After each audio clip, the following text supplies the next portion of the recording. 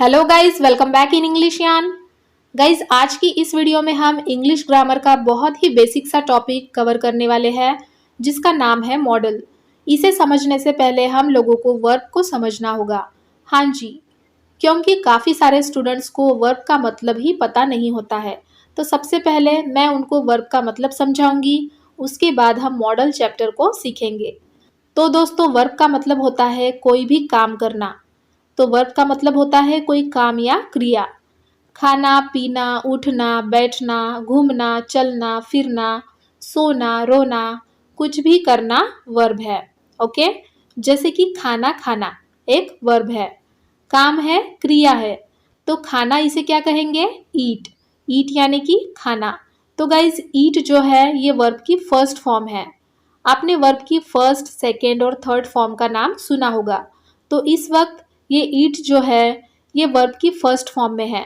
अब ईट की second form होती है एट और इसकी थर्ड फॉर्म होती है ईटन।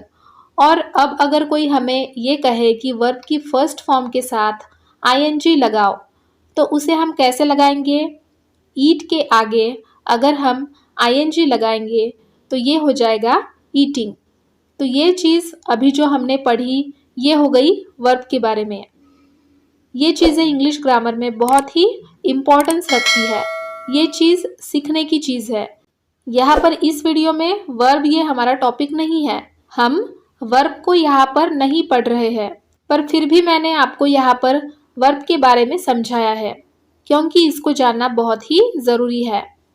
और आज इस वीडियो में हम जो पढ़ने जा रहे हैं मॉडल्स, ये भी सेंटेंस में एक वर्ब की तरह ही यूज़ होता है, एक क्रिया की तरह यूज़ होता है। तो चलिए, वर्ब को सीखने के बाद अब हम सीखेंगे मॉडल्स को। तो गाइज, मॉडल्स जो है ये वर्ब की तरह ही यूज़ होते हैं, लेकिन किस चीज़ के लिए? तो चलिए सीखते हैं किस चीज़ के लिए मॉडल्स का यूज़ होता है। सबसे पहला है कमांड देने के लिए। कमांड का मतलब होता है किसी को ऑर्डर देने के लिए। उसके बाद नेक्स्ट है रिक्वेस्ट करने के लिए, यानी कि विनती करने के लिए। फिर है परमिशन देने के लिए। नेक्स्ट प्रोबेबिलिटी के लिए। प्रोबेबिलिटी इसका मतलब होता है संभावना के लिए। उसके बाद है ऑब्लिगेशन के लिए। तो इन सब चीज़ों के लिए हम मॉडल्स का यूज़ करते हैं।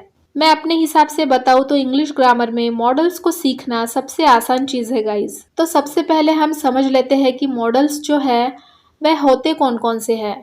तो guys, shall, will, may, must, might, can, could, should, would, need, ought to, ये सभी मॉडल्स हैं। और क्योंकि इनका उपयोग सेंटेंस में वर्ब की तरह ही होता है, तो इसीलिए इन्हें हम मॉडल वर्ब्स भी कहते हैं। मैं आपको आगे इस वीडियो में सब कुछ बताऊंगी कि यह कैसे और कहाँ पर यूज़ होते हैं। आपको बस वीडियो में अंत तक बने रहना है।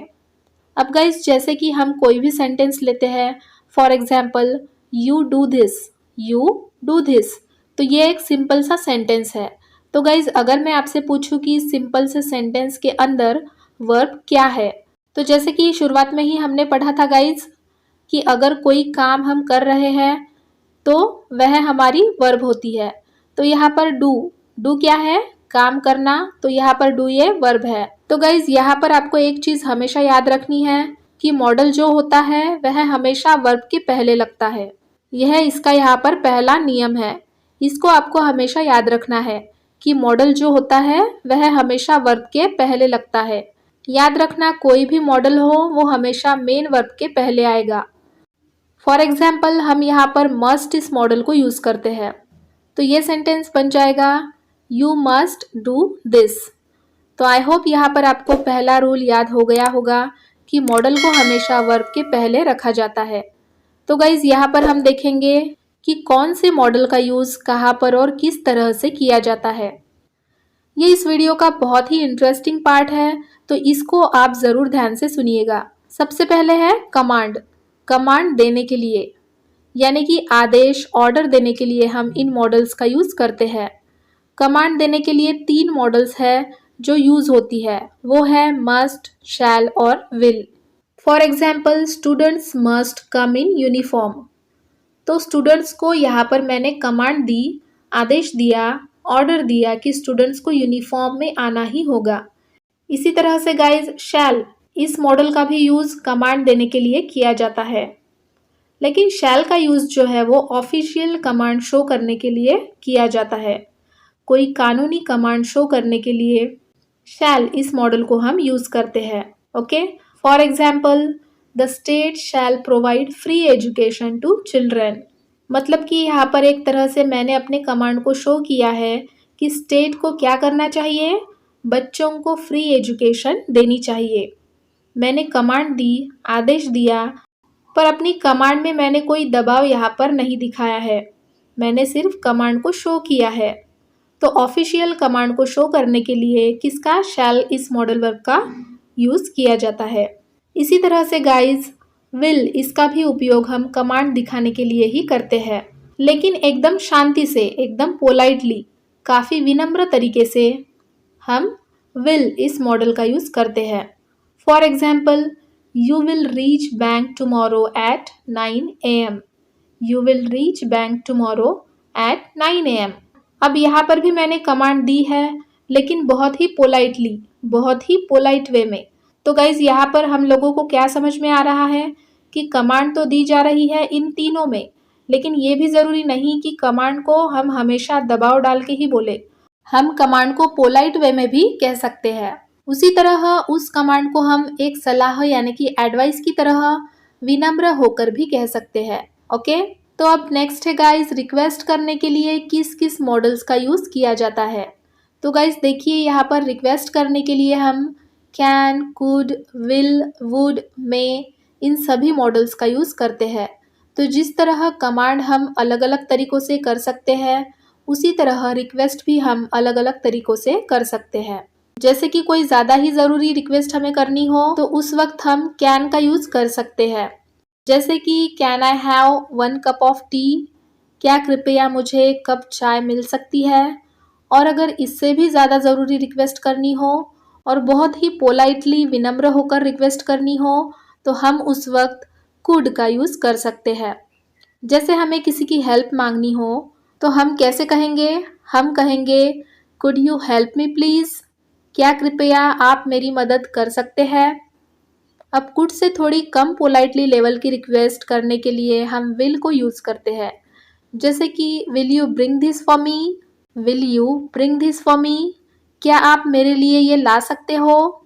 इसी तरह से गाइज वुड इस मॉडल वर्ब का भी यूज़ हम रिक्वेस्ट करने के लिए ही करते हैं।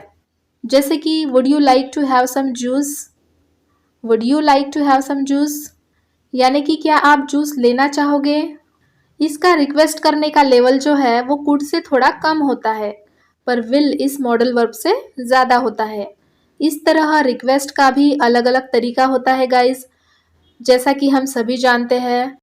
फिर अगर किसी से ऑर्डिनरी रिक्वेस्ट करनी हो तो वहाँ पर मे का यूज़ होता है। जैसे कि मे आई सी मिस्टर मल्होत्रा या फिर मे आई कम इन सर।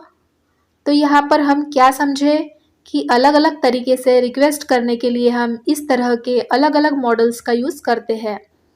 अब हम यहाँ पर देखेंगे कि परमिशन लेने के लिए कौन कौन से मॉडल्स का यूज़ होता है। तो गाइस परमिशन लेने के लिए कैन, कुड और मे, इन तीनों का यूज़ होता है। जैसे कि कैन आई लिव नाउ, क्या मैं अब जा सकता हूँ। फिर है could I use it now, क्या मैं इसे अब यूज़ कर सकता हूँ। उसी तरह मे आई कम इन, क्या मैं अंदर आ सकता हूँ। तो इस तरह कैन, कुड और मे, इनका यूज़ हम परमिशन लेने के लिए करते हैं। अब है गाइस प्रोबेबिलिटी, यानी कि संभावना को एक्सप्रेस करने के लिए हम किस किस मॉडल्स का यूज़ करते हैं। तो shall, will, must, may, might, can, could, should, would, ought to, इन सारे मॉडल्स का यूज़ होता है गाइस प्रोबेबिलिटी यानी कि संभावना को दर्शाने के लिए। नॉर्मल प्रोबेबिलिटी यानी कि नॉर्मल संभावना बताने के लिए हम कैन का यूज़ करते हैं। जैसे कि एनीबडी कैन मेक मिस्टेक, यानी कि गलती कोई भी कर सकता है। ये हो गई नॉर्मल प्रोबेबिलिटी। फिर अगर वास्तव में किसी चीज़ की संभावना हमें बतानी हो तो वहाँ पर हम कुड का यूज़ करते हैं। जैसे कि for example the road could be blocked, इसका मतलब होता है कि रोड जो है वो ब्लॉक हो सकती है। फिर अगर उसके बाद में कोई प्रोबेबिलिटी फैक्ट बेस्ड हो, यानी कि सच्चाई के आधार पर हो, तो वहाँ पर हम मे इस मॉडल का यूज़ करेंगे। जैसे कि the clouds are dark so it may be rain. The clouds are dark so it may be rain. इसका मतलब है कि बादल अगर काले हैं तो इसकी पूरी की पूरी संभावना है कि बारिश हो सकती है। तो इस तरह की जो पॉसिबिलिटी है यह फैक्ट बेस्ड है, यानी कि सच्चाई पर आधारित है। यानी कि बादल काले हैं तो बारिश ज़रूर होगी। कभी कभार ही ऐसा होता है कि बादल तो काले हैं पर बारिश नहीं होती है। तो इस मीनिंग से मे का यहाँ पर यूज़ हुआ है। इसी तरह यहाँ पर दिए गए सभी मॉडल्स का यूज़ किया जाएगा प्रोबेबिलिटी या फिर पॉसिबिलिटी बताने के लिए। ऐसे ही दोस्तों, हम किसी को एडवाइस देने के लिए भी मॉडल्स का यूज़ करते हैं। तो एडवाइस यानी कि सलाह देने के लिए हम 4 टाइप के मॉडल्स का यूज़ करते हैं। वो है शुड, ऑट टू, मस्ट और बाकी के had to, has to, have to, will have to, shall have to, ये सब एडवाइस के लिए यूज़ होते हैं।